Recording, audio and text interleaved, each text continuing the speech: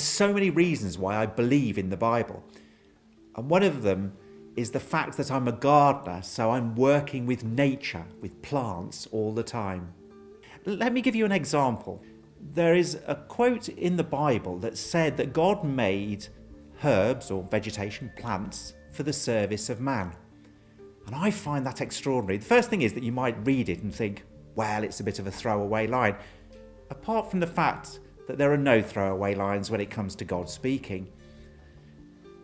Plants are providing so many things for us without us really realising. Take, for example, the car tyres. They're made from rubber. What is rubber? It's the processed sap of a tree.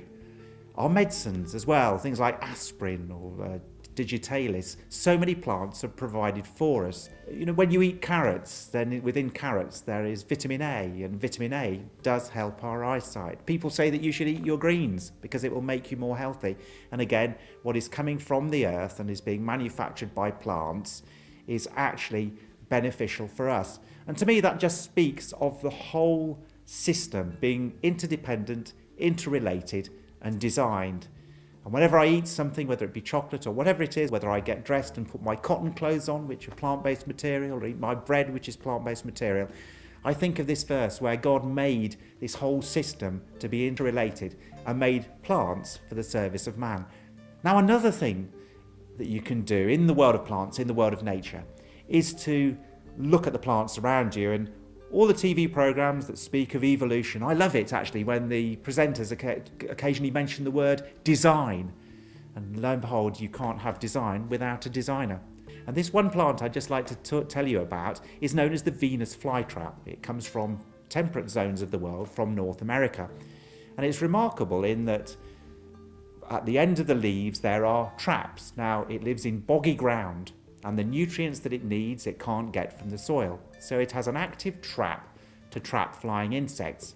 But when you start to analyse the trap, it is extraordinary. It's part of the leaf, and yet it can move. And the two sides of the trap actually produce nectar to attract insects.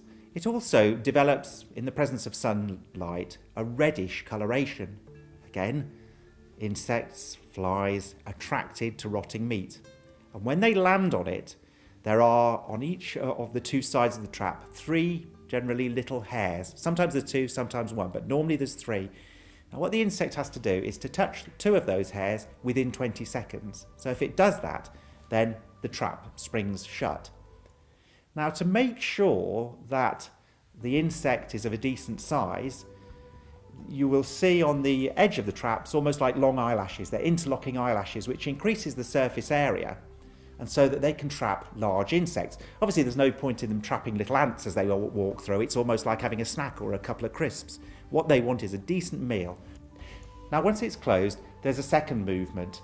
The trap will then just pressurize itself and literally cover the shape of the insect itself. So it seals it in, it becomes sealed in, and then the process of digestion starts. So what you have in the Venus flytrap is something that has almost like a nervous system, but nobody really understands how it worked. Even Darwin said that he thought that this was one of the most wonderful plants on earth. And most of all, I think it's really exciting and confirms perhaps that God, the creator, has got almost a sense of humour. He's almost saying, just look at what I can do. I can do the things that you would expect me to do, but do things out of the ordinary too. And so he's presented us with this example, and there are many others too, of a carnivorous vegetable. And that's in itself is one of the reasons why I have no doubt that God created the heaven and the earth, and that anything that he says is definitely worth listening to.